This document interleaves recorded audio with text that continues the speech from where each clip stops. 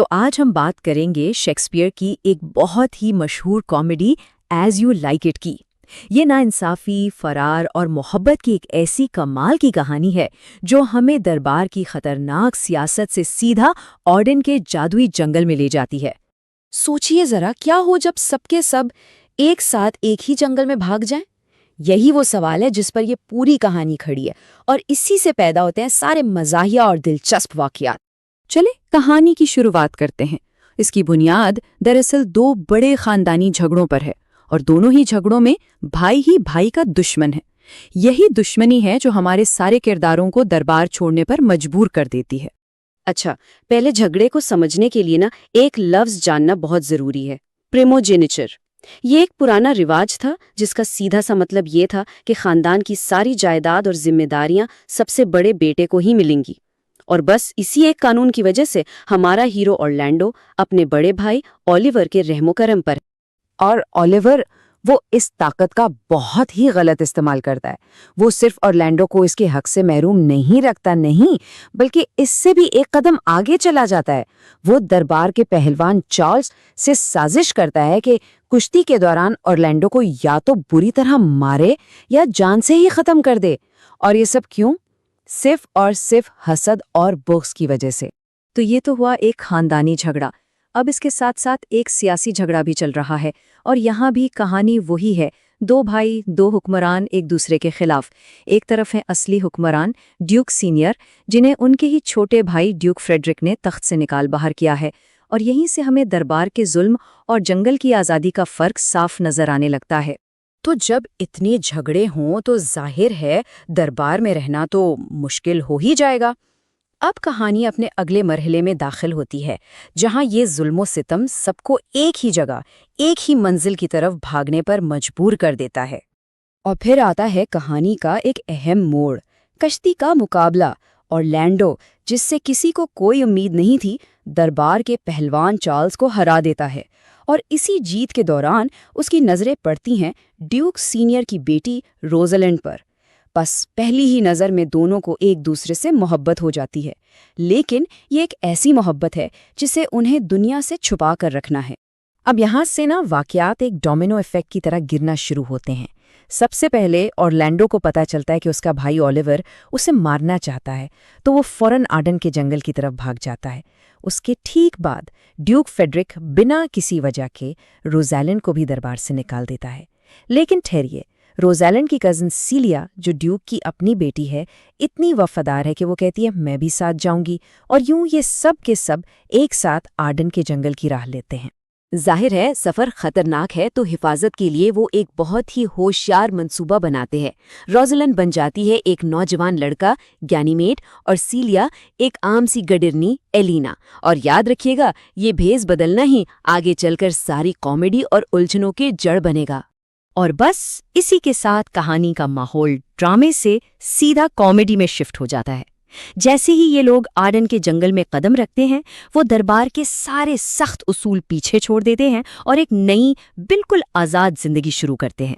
جنگل میں ان کی ملاقات ہوتی ہے جلا وطن ڈیوک سینئر اور ان کے وفادار ساتھیوں سے۔ اور ڈیوک سینئر، وہ تو دربار کی سازشوں سے دور فطرت کے بیچ اس سادہ سی زندگی میں بہت خوش ہیں۔ یہ جنگل کی پرسکون دنیا اور دربار کی خطرناک دنیا کا فرق بالکل واضح کر دیتا ہے۔ اور پھر جلد ہی روزلینڈ کی ملاقات ہوتی ہے محبت کے مارے اورلینڈو سے۔ ظاہر ہے اورلینڈو تو اسے لڑکا گینیمیڈ ہی سمجھتا ہے۔ یہاں سے شروع ہوتا ہے کہانی کا سب سے مزیدار اور مزاحیہ حصہ۔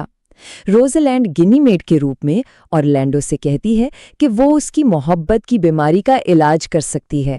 کیسے؟ شرط یہ ہے کہ اورلینڈو ہر روز گینیمیڈ کو ہی روزلینڈ سمجھ کر اس سے محبت کا اظہار کرے، اور اورلینڈو بیچارہ مان جاتا ہے، یہ جانے بغیر کہ وہ اصل میں اسی لڑکی سے بات کر رہا ہے جس سے وہ محبت کرتا ہے۔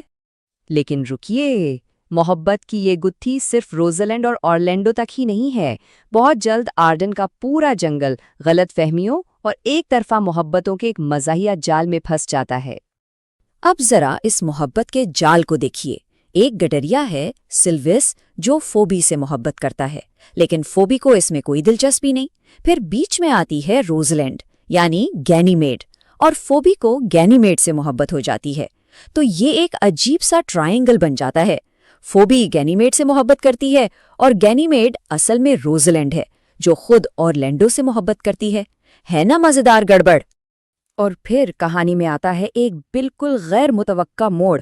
ऑरलैंडो जंगल में अपने इसी जालिम भाई ओलिवर को एक शेरनी से बचाता है और बस ये एक वाकया ओलिवर का दिल बदल देता है और दोनों भाइयों में सुलह हो जाती है। ये है आर्डन के जंगल का कमाल, जहां नफरत भी माफी में बदल जाती है। अब चीजें और भी तेजी से आगे बढ़ती हैं। ओलिवर, जो अब बदल चुका है, सेलिया को एलिना के रूप में देखता है और दोनों को पहली ही नज़र में मोहब्बत हो जाती है और वो फौरन शादी का फैसला कर लेते हैं। इस अचानक मोहब्बत की वजह से रोज़लिन को भी लगता है कि बस अब इस भेस का खेल खत्म होना चाहिए और वो सबसे वादा करती है कि अगले ही दिन वो सबके मोहब्बत के मसले हल। तो लीजिए, अब हम पहुंच गए हैं कहानी के ग्रैंड फिनाले की तरफ। वो लम्हा जब सारे राज खुलेंगे, सारे भेस सुतरेंगे और सारे झगड़े खत्म हो जाएंगे। चार जोड़े जिनकी किस्मत का फैसला होना है, सब एक जगह जमा हैं और इंतजार कर रहे हैं कि रोज़लिंड अपना वादा कैसे पूरा करती है और मोहब्बत की इस उलझी हुई डोर को कैसे सुलझाती है। और फिर वो लम्हा आ ही जाता है। रोज़लिंड शादी के देवता हाइमन के साथ सबके सामने आती है और अपनी असलियत जाहिर कर देती है। गैनीमेड वापस रोज़लिंड बन जाती है और इस एक इंकशाफ के साथ ही मोहब्बत की सारी पहेलियां एक साथ हल हो जाती हैं और आखिर में सब कुछ बिल्कुल ठीक हो जाता है। रोज़लिंड और ऑरलैंडो एक हो जाते हैं, सेलिया की शादी ओलिवियर से हो जाती है, फोबिया अपने वादे के मुताबिक वफादार सिल्विस से शादी कर लेती है और हाँ, मस्खरा टचस्टोन भी अपनी मोहब्बत ऑड्री से शादी कर लेता है। तो इस तरह एक साथ 4 शादियां होती हैं और सब खुश। लेकिन ठहरिए, कहानी यहाँ ख़त्म नहीं होती। शादी की खुशियों के बीच एक और बड़ी खबर आती है। ड्यूक फ्रेडरिक, जो अपने भाई पर हमला करने के लिए फौज लेकर आ रहा था, रास्ते में एक बुजुर्ग से मिला और इस मुलाकात ने उसका दिल ही बदल दिया। उसने इख्तिदार का लालच छोड़ा और एक मजहबी जिंदगी अपनाने का फैसला कर लिया।